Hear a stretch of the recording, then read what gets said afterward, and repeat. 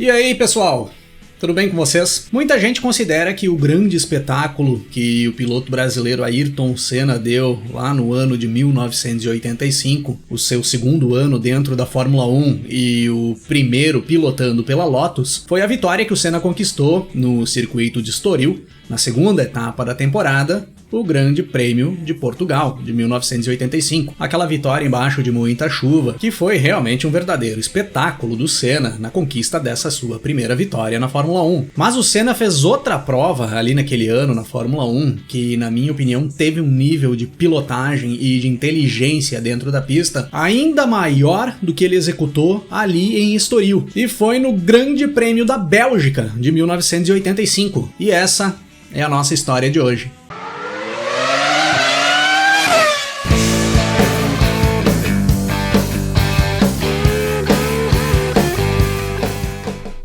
O Grande Prêmio da Bélgica de 1985 era a 13ª etapa do Campeonato Mundial de Fórmula 1 daquele ano, com data marcada para o dia 17 de setembro de 1985, no lendário circuito de Spa-Francorchamps. Na verdade, a data inicial para a realização desse Grande Prêmio era para o dia 2 de junho de 85, mas o evento foi interrompido no decorrer dos primeiros treinos naquele final de semana de 2 de junho, por problemas que o asfalto de Spa-Francorchamps vinha apresentando. O asfalto estava se soltando em alguns pontos do circuito quando os carros passavam em alta velocidade. Daquele jeito, as condições eram perigosas, então o Grande Prêmio foi suspenso ali naquele momento e adiado para o final de semana do dia 17 de setembro. Ali naquele momento, quando chegávamos na 13ª etapa do Mundial, a temporada já estava na sua reta final. Faltavam apenas 4 provas para o término do campeonato e o título parecia se encaminhar até então para o francês Alain Prost, da McLaren, que tinha conseguido abrir 12 pontos de vantagem em relação ao seu principal rival na busca pelo título,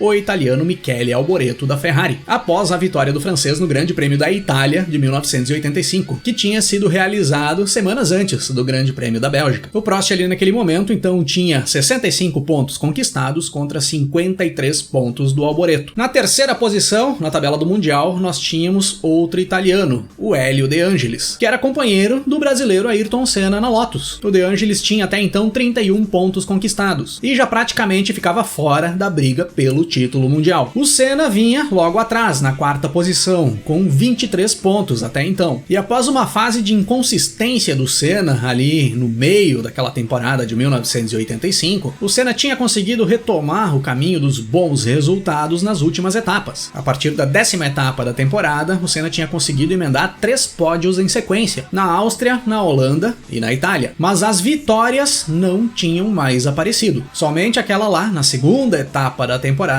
no Grande Prêmio de Portugal. E nada mais. Para o grid de largada do Grande Prêmio da Bélgica, o francês Alain Prost seguia a boa fase e marcava mais uma pole position. Era a sua segunda pole position ali no ano de 85. E foi uma surpresa, pois o carro da McLaren não era o favorito a levar a pole position. Os motores Porsche que equipavam as McLarens eram bons para ritmo de corrida e não para ritmo de classificação. Então o Prost já começava surpreendendo o Grande Prêmio da Bélgica por fazer uma pole que era até então inesperada. O brasileiro Ayrton Senna, em compensação, tinha um excelente conjunto para a classificação e era um dos favoritos a levar a pole ali no Grande Prêmio da Bélgica, mas acabou enfrentando problemas no motor Renault da sua Lotus no decorrer dos treinos, além de um desgaste excessivo nos pneus traseiros, que acabaram deixando o brasileiro sem a pole position, mas ainda dentro da primeira fila, ocupando a segunda posição no grid de largada, ao lado do francês Alain Prost. O outro brasileiro que estava na pista ali no Grande Prêmio da Bélgica de 85 era o Nelson Piquet, que também estava com um carro problemático ali naquele final de semana. O Brabham, com o motor BMW, tinha se mostrado muito rápido ali no circuito de Spa, mas o motor vinha falhando bastante no decorrer do final de semana, e o carro estava bem inconsistente. Mas mesmo assim o Piquet ainda conseguiu tirar um bom tempo ali nos treinos classificatórios e alinhou na terceira posição no grid de largada. O Michele Alboreto da Ferrari, o rival rival do Alain Prost na briga pelo título mundial ficou com a 4ª posição, ao lado do brasileiro Nelson Piquet. Tanto Senna quanto Piquet esperavam uma corrida bem complicada no domingo. Seria difícil bater a McLaren em ritmo de corrida, sem contar que ainda teriam as Ferraris e até mesmo as Williams, que estavam largando mais para trás, mas que em teoria tinham um ritmo melhor de corrida do que a Brabham e a Lotus. Então restava aos dois no domingo tentar uma boa largada para pular na frente desses carros que teriam um melhor desempenho no decorrer da prova, para ir montando uma estratégia promissora a partir dali, já na frente do pelotão, tentando segurar esses carros atrás. Porém, no domingo pela manhã, em Spa-Francorchamps, surge um elemento que acaba mudando totalmente as estratégias dos pilotos para essa corrida. Cai uma forte chuva sobre a região de Spa e os pilotos alinham no grid de largada no início da tarde com a pista bem encharcada e todo mundo calçando pneu de chuva para iniciar a prova. E aí vocês já sabem, se tinha um cara que sabia aproveitar bem esse tipo de situação para buscar um desempenho melhor do que os seus rivais na pista, esse cara se chamava Ayrton Senna. E é dessa forma que nós temos a largada para as 43 voltas do Grande Prêmio da Bélgica de 1985, no circuito de Spa-Francorchamps. O Senna larga bem, traciona muito melhor do que o Prost e toma a ponta do pelotão ainda nos primeiros metros da corrida. O Piquet também larga bem e pula para segundo, mas logo após a primeira curva, após contornar o grampo da Source, o Piquet perde a tração do carro e acaba girando na pista, caindo lá pro fundo do pelotão, complicando bastante as pretensões do Piquet para essa corrida. Enquanto isso, o Senna, na frente, já ia conseguindo abrir uma boa distância na ponta do pelotão, em relação ao Prost, que era o segundo colocado. Na primeira passagem pela linha de chegada, nós tínhamos o Senna em primeiro, com o Prost em segundo, o inglês Nigel Mansell da Williams em terceiro, ganhou várias posições na largada o Mansell, ele tinha largado na 7ª posição, conseguiu cruzar a linha de chegada na primeira volta já na 3ª posição, o Alboreto com a Ferrari era o 4º colocado, o Stefan Johansson, companheiro do Alboreto na Ferrari, era o 5º, e o belga Thierry Boutsen da Arrows era o 6º colocado. Não chovia mais nessas primeiras voltas, mas a pista seguia bem molhada, então seguia todo mundo de pneu de chuva, e as equipes já começavam a monitorar a situação, porque as condições da pista poderiam mudar em breve. Já começava a se formar aquele trilho de asfalto seco no traçado onde passam os carros, e aí todos precisariam estar atentos para fazer a troca de pneus e partir para pneu slick na hora certa, para não comprometer o desempenho na corrida. Na volta 4, o inglês Nigel Mansell vai para cima do francês Alain Prost e faz a ultrapassagem, buscando a 2ª posição na prova.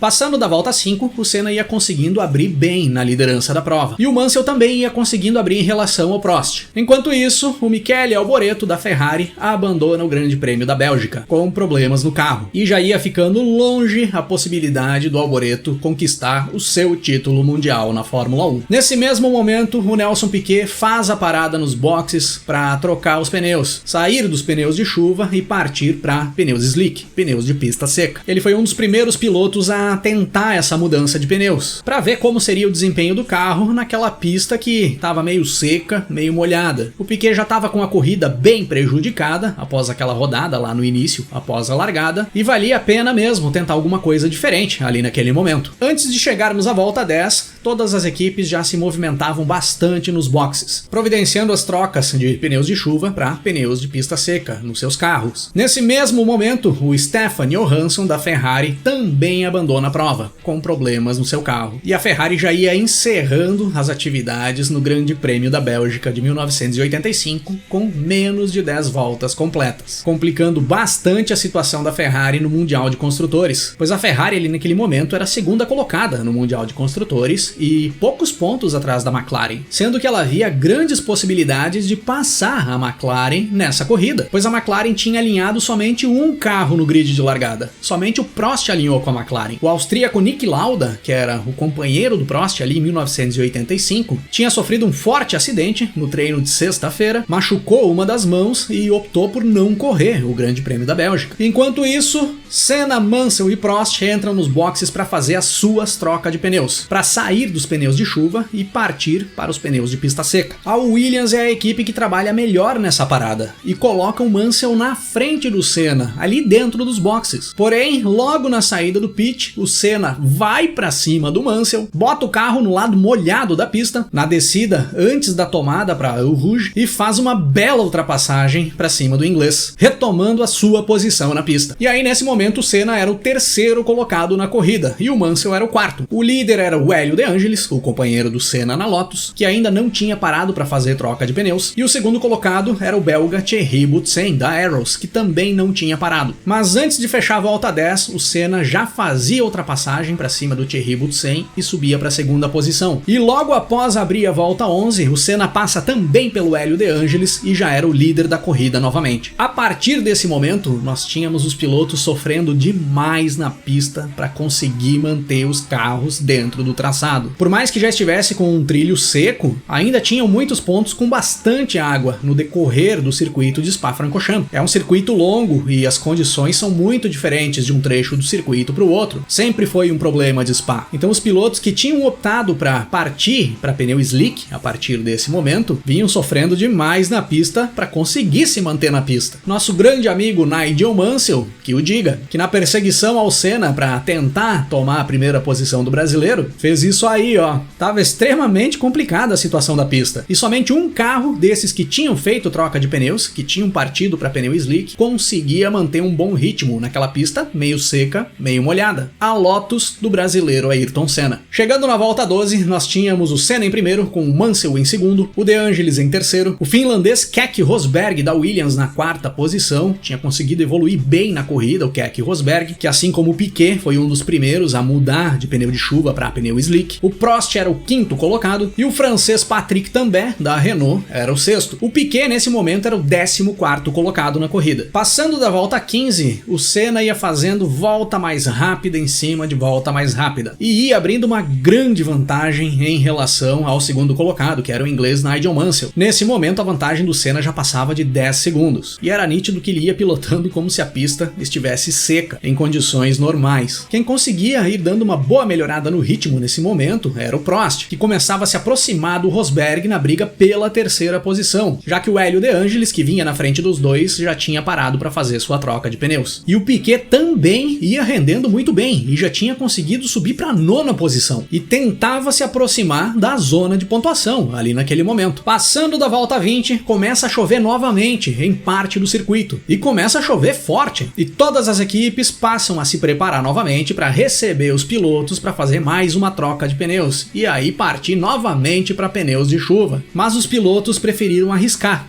Preferiram seguir na pista e esperar para ver se essa chuva ia passar em breve. E aí nessas condições, o Senna ia abrindo ainda mais em relação aos demais pilotos. Ia impondo um ritmo muito forte na pista em relação ao Mansell, ao Rosberg e ao Prost, que eram os caras que poderiam ameaçar a liderança dele ali naquele momento. Passando da volta 25, nós tínhamos o Senna na liderança, com o Mansell em segundo, mais de 18 segundos atrás do brasileiro, o Rosberg colado atrás do Mansell, brigando pela segunda posição, e o Prost, com aquela molhada que tinha dado na pista ali após cair aquela chuva forte, perdeu bastante o ritmo, como era de costume, e acabou ficando mais para trás. Ele tinha ficado já uns 10 segundos do Keke Rosberg. E o Nelson Piquet nesse momento já era o 8º colocado. Seguia evoluindo na prova o brasileiro Nelson Piquet. Chegando na volta 30, para de chover totalmente sobre o circuito de Spa-Francorchamps e o sol toma conta do ambiente. Pista secando mais uma vez. E quem rouba a cena a partir dali são as duas Williams, em uma briga acirrada entre o Keke Rosberg e o Nigel Mansell pela segunda posição da prova. Mas o inglês ia conseguindo se manter na frente do finlandês, utilizando até a grama e o barro em alguns momentos para ficar na segunda posição. Coisas de Nigel Mansell. Após a volta 32, o Rosberg perde bastante ritmo e começa a ficar para trás. E aí ele acaba perdendo até a terceira posição para o Prost. E o Senna já conseguia abrir mais de 25 segundos para o Nigel Mansell. Ninguém conseguia chegar perto do ritmo que o Senna conseguia impor na pista ali naquele momento. Naquele asfalto com trechos secos e trechos molhados e de pneu slick, só o Senna conseguia manter um ritmo bom e constante. Antes de chegarmos na volta 40, o Nelson Piquet faz a ultrapassagem sobre o Thierry Boutsen e sobe para sexto. E logo após passarmos pela volta 40, o Piquet passa também pelo Derek Warwick, da Renault. E aí o Piquet já era quinto colocado. E nessas condições, sem termos mais movimentações de posição nas últimas voltas da corrida, é que nós fechamos as 43 voltas do Grande Prêmio da Bélgica de 1985, com Ayrton Senna cruzando a linha de chegada na na primeira posição, conquistando ali a sua segunda vitória na Fórmula 1. O Mansell chegou em segundo, com o Alain Prost na terceira posição. E o Nelson Piquet confirmou uma boa quinta posição nessa corrida. Para quem chegou a andar em 24º, lá na primeira metade da prova, é uma recuperação impressionante. Foi uma corrida espetacular do Nelson Piquet. O Senna, com essa vitória, passava o seu companheiro de equipe, Hélio De Angelis, na tabela do Mundial de Pilotos e subia para a terceira posição, ficando atrás somente dos dois que brigavam pelo título, o Prost e o Alboreto. E mostrava com esse desempenho impecável no circuito de Spa-Francorchamps, ali em 1985, dando um banho de pilotagem nos seus adversários ali naquele momento, que aquela vitória lá no início do ano em Portugal não tinha sido um acaso, como muitos vinham falando no paddock. A partir dali, todo mundo sabia, se chovesse e as condições de pista estivessem complicadas, não tinha pra ninguém, a corrida era dele.